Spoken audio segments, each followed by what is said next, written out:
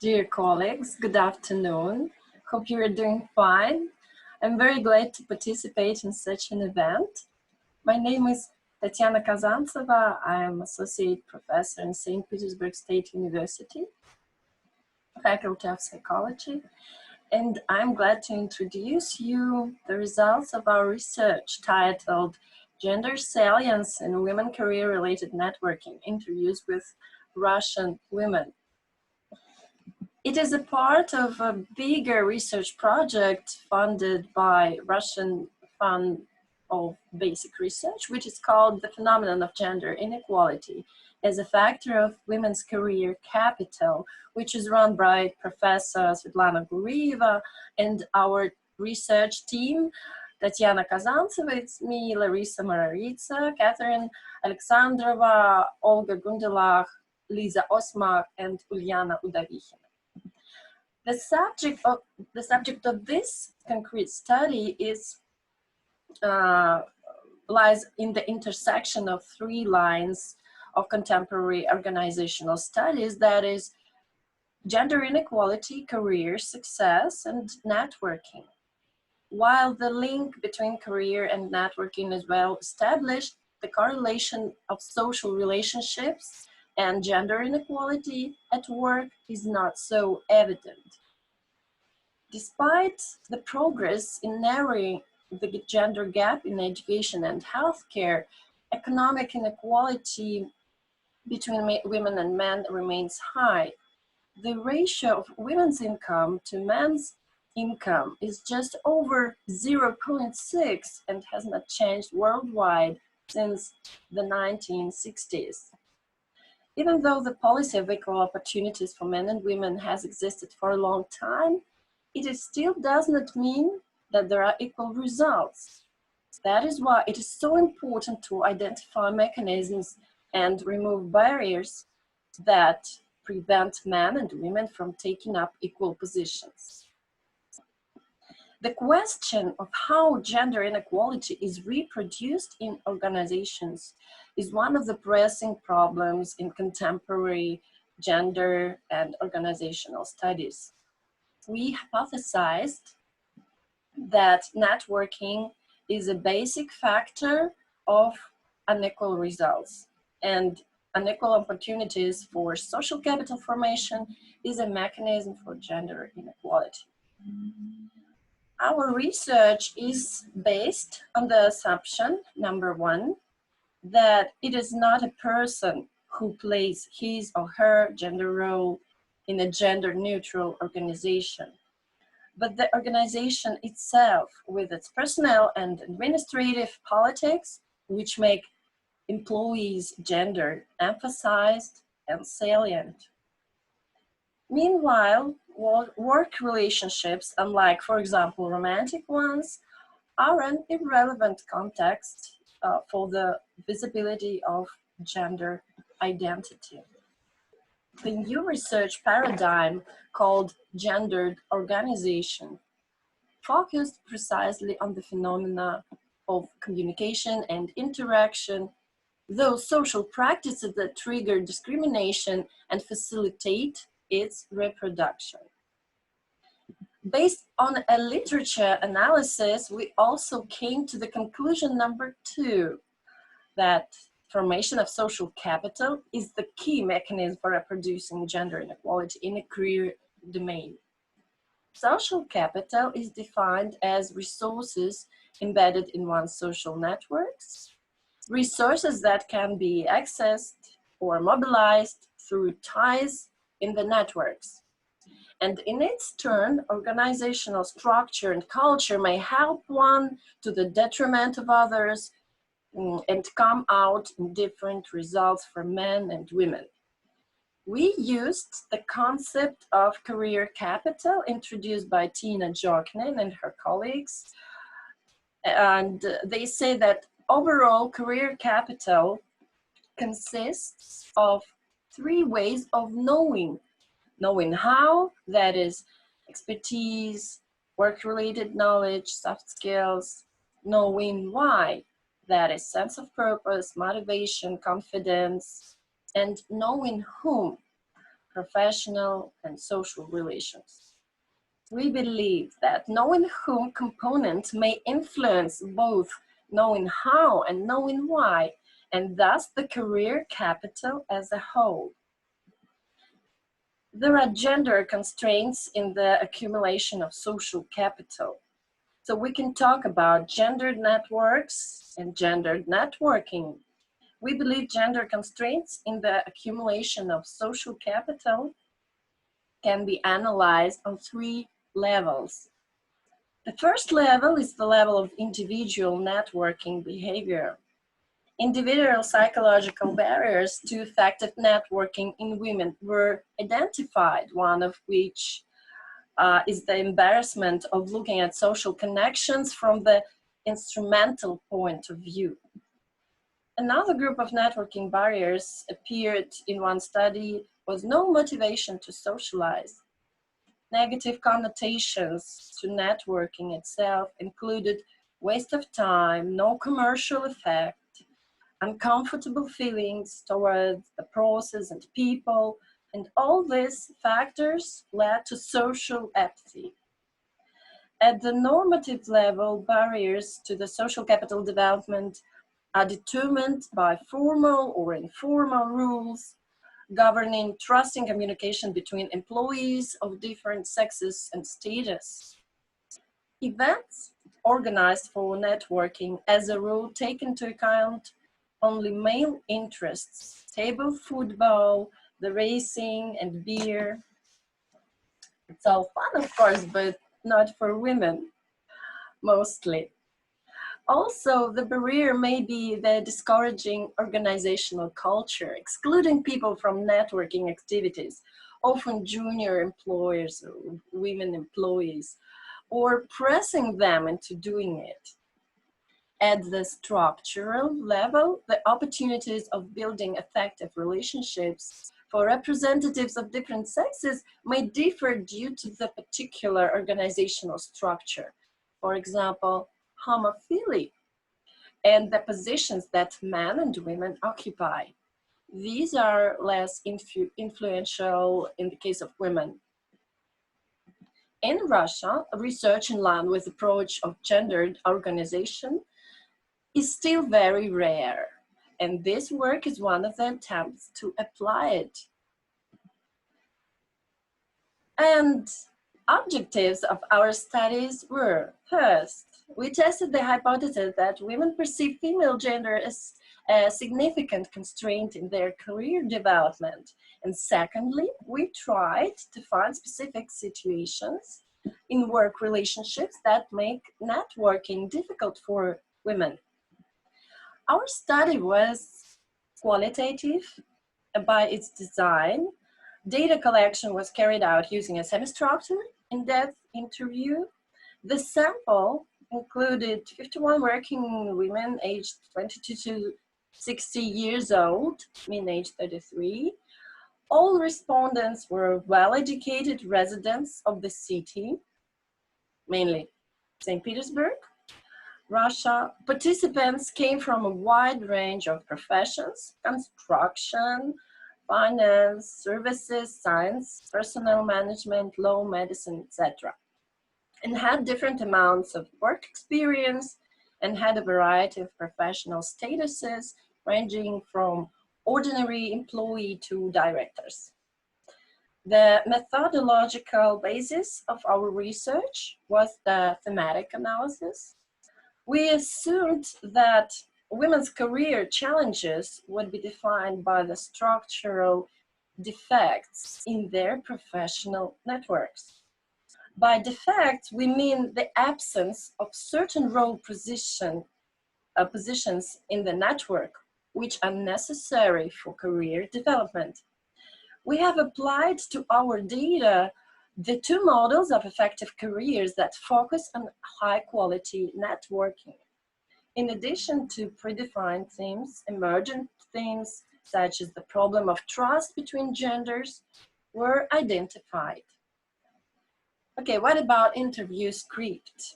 It consisted of several parts, and the opening question asked about life challenges our informants had encountered as a woman.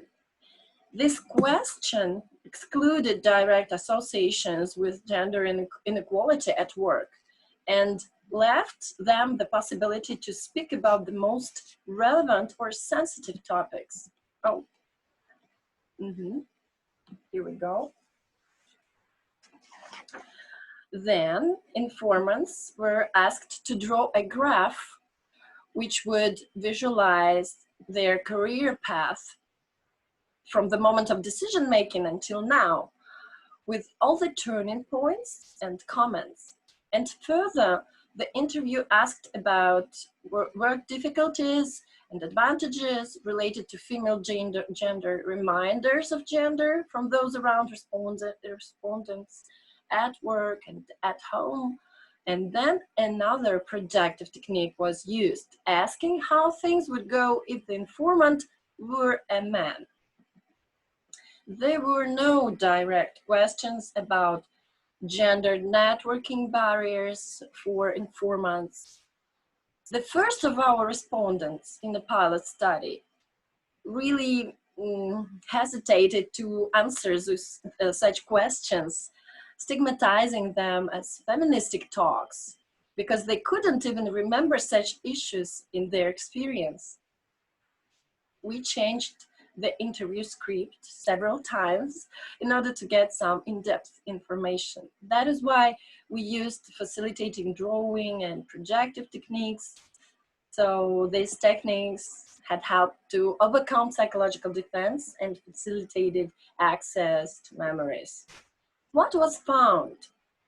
Among the various life challenges that respondents faced as women, the majority of them, almost 70%, spontaneously mentioned difficulties associated with their professional careers. These difficulties concerned mainly professional reputation and respect from colleagues, preferences for men in promotion, salary inequality, overload with work and household duties, etc., etc. We also found that women step on a professional path being gender blind, and certain events confront them with discovering that some career difficulties are related to being a female. Most often, the meaning of gender in a career was experienced as an unpleasant discovery. As our women said, the feeling that I was some kind of second-rate person, the stressful state of my worthlessness, and such kind of comments. However, some women could see some advantages of being a female for work, but those advantages, let's see here, were very situational and strategically weak. Here we go. Venting feelings of guilt and shame for mistakes or ignorance, preservation of positive self-image, the raising of mood or self-esteem of partners, because they immediately feel like men, caring, strong, or reducing tension in conflict situations, or achievement of specific career goals, because gender gives some privileges. Well, women eventually perceive their female gender as strategic disadvantage, unfortunately. The overwhelming majority of women, almost everyone, yes, responded positively to the question about gender reminders from other members of their networks. The average frequency of such situations, according to the subjective assessment of the respondents, was 3.39 out of 7 points. And most often these were episodes in the workplace, almost 60%. In second place were comments from their husbands or partners, and then in the parental family, 30%. A quarter of such reminders were made in the form of a joke, but most often they were perceived by women as acts of microaggression. We have seen when feminine gender becomes salient, traditional gender hierarchy often replaces equal partnership at work and serves as a foundation and trigger for different networking barriers. Though there was no direct questions in the interview about networking barriers, it seemed very significant for us that literally every woman, when talking about career obstacles, mentioned the effect of interpersonal relationships. Sorry. Most of them stressed the difficulties of working relationships between men and women. Three major themes of gender interaction emerged in the process of data analysis. The problem of trust between genders in the workplace, the problem of friendships between men and women, and the problem of getting out of professional networks due to the transition to the motherhood. The first problem is the problem of trust, which is the basis of any communication. Women are not trusted as professionals, and the most common form of gender reminder was, you're a woman, so you can't understand, or you're not able to, almost 60%. This phrase questions the competence and professionalism of women in science, business, politics, logic, technology, driving a car, and other areas that are traditionally considered to be masculine. The respondents hear remarks from colleagues that women think poorly, or what can you expect from women? They can't do anything normally. They feel that expectations are lowered. The second theme is the problem of friend-like contact between men and women. Men are perceived as unable to be just friends, as colleagues, just like the kind of friends they can be with other men. This becomes especially evident in male-dominated groups. It's not rare, unfortunately, when a female worker becomes an object of sexual interest from a male colleagues. The impossibility to be friends with men impedes entering male-only clubs, which are usually powerful networks or elite networks. And the third theme is the rupture of all professional network ties during maternity leave, the obligation to choose between family and work. We have thunderstorm now.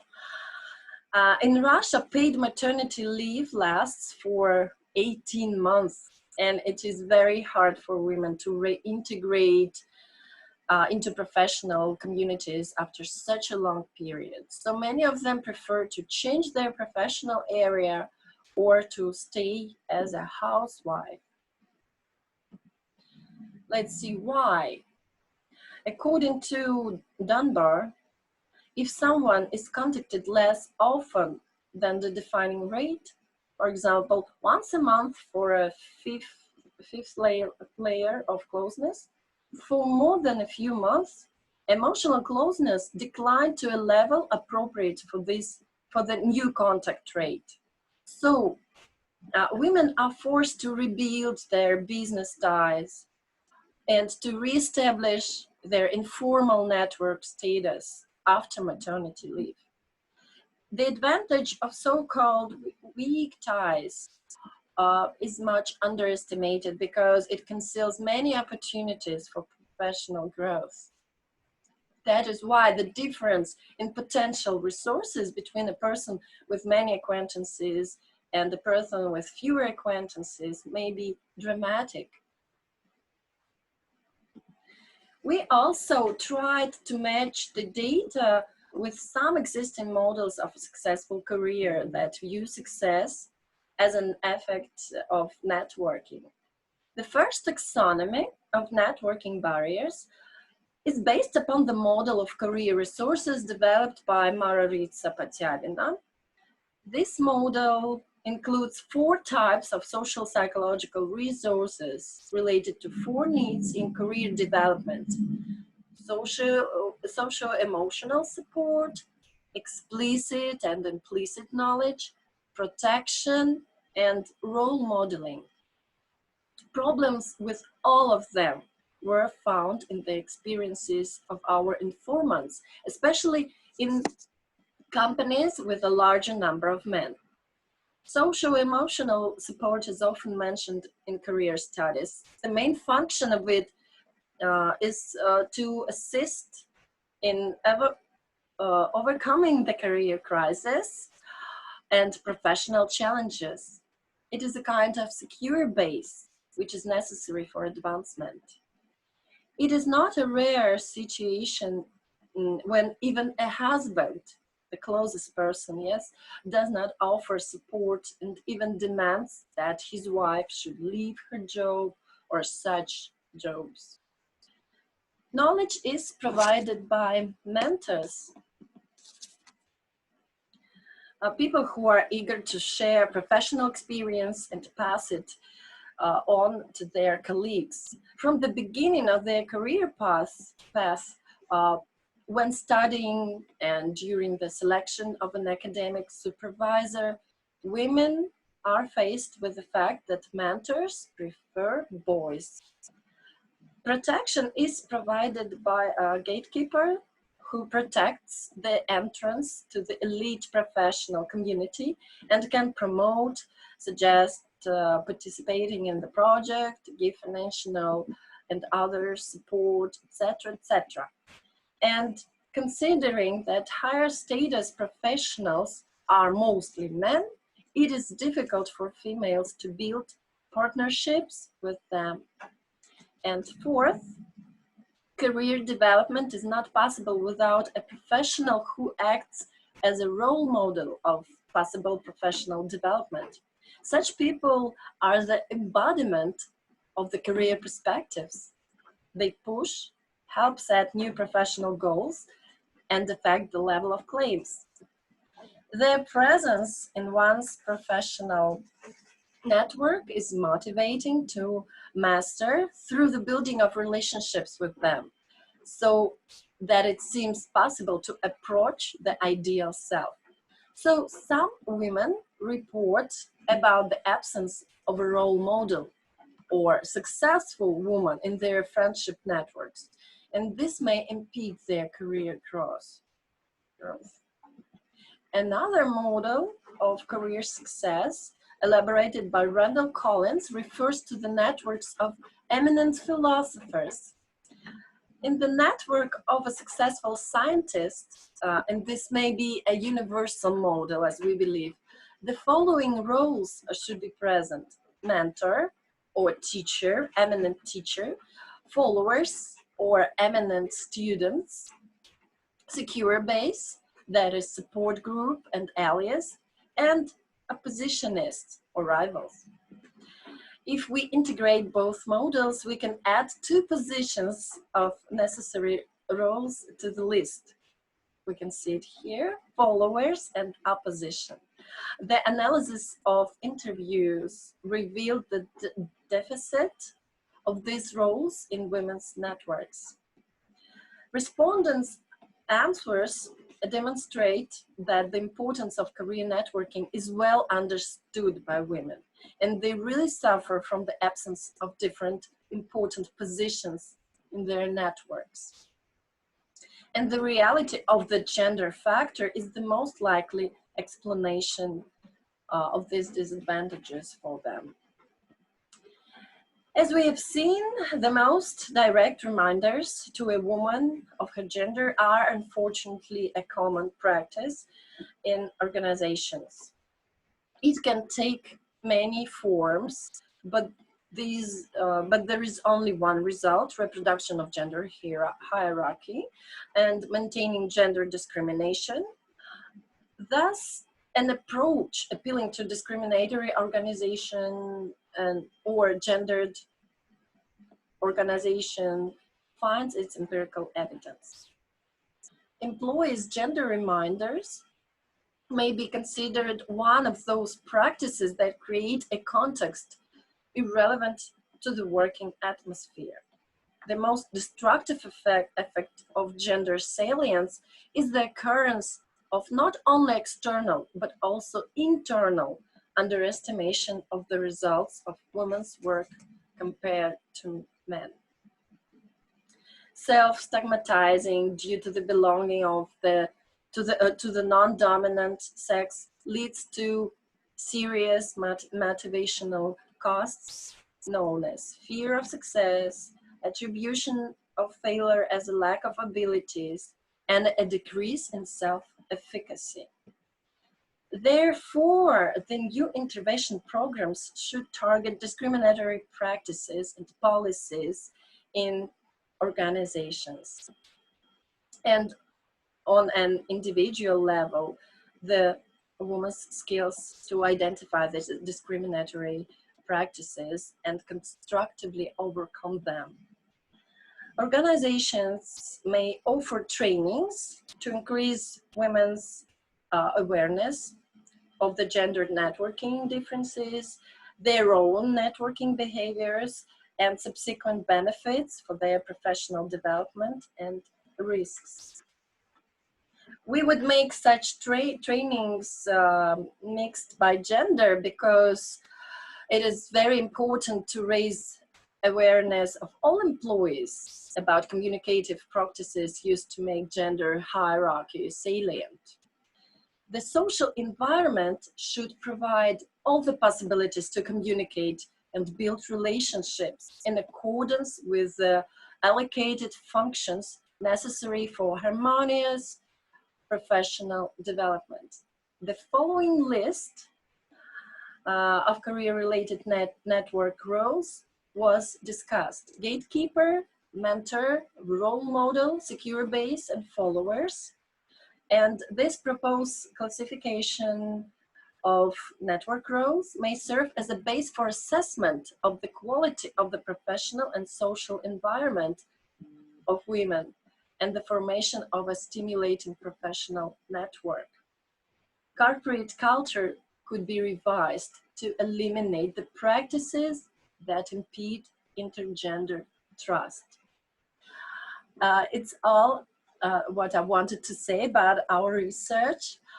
I would be very pleased to discuss some most relevant and interesting topics. So please welcome to